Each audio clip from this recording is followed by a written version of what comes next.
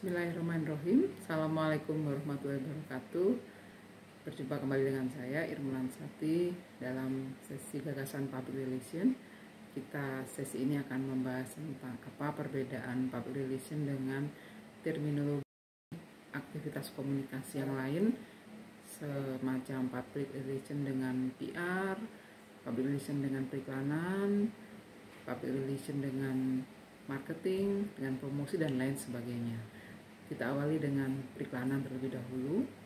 Di sini periklanan mengupayakan suatu pesan penjualan sepersuasif mungkin kepada calon pembeli yang paling tepat atas suatu produk atau jasa dengan harga yang semurah-murahnya.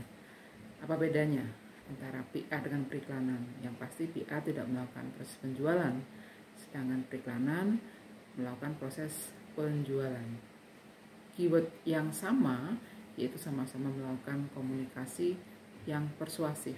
PR pun juga melakukan upaya-upaya yang persuasif. Dan PR juga menjadikan konsumen sebagai salah satu stakeholder organisasi, khalayak organisasi, di luar khalayak-khalayak yang lainnya.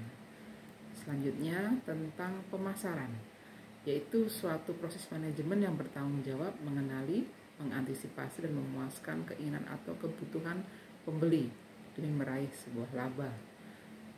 PR pun juga melakukan proses manajemen, itu kesamaan dengan pemasaran. Namun PR tidak hanya fokus kepada pembeli ataupun kepada konsumen, tapi PR melakukan seluruh aktivitas komunikasinya secara strategis kepada seluruh stakeholder organisasi.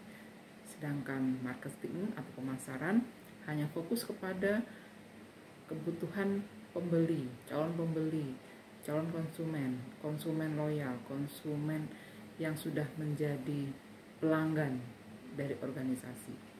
Sedangkan di dalam pemasaran terdapat juga upaya mengenali, mengantisipasi kebutuhan konsumen. Ini berarti harus melakukan proses riset.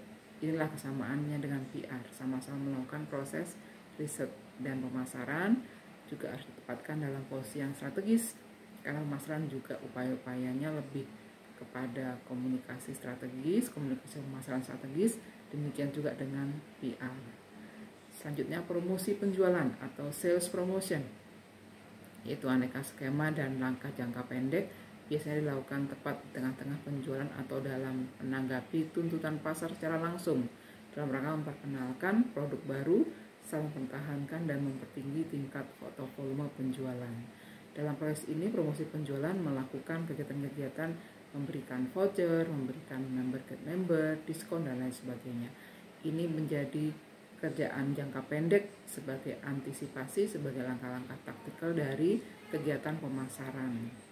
Sedangkan propaganda, yaitu usaha yang dilancarkan secara intensif dan berkesinambungan dengan tujuan menggalang dukungan massa bagi suatu pendapat atas sebuah credo atau paham atau kepercayaan tertentu.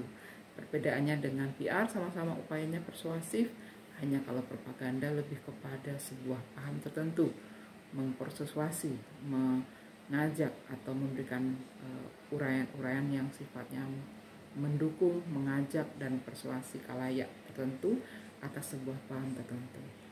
Dan selanjutnya yaitu publisitas, itu dampak dari diketahuinya suatu informasi.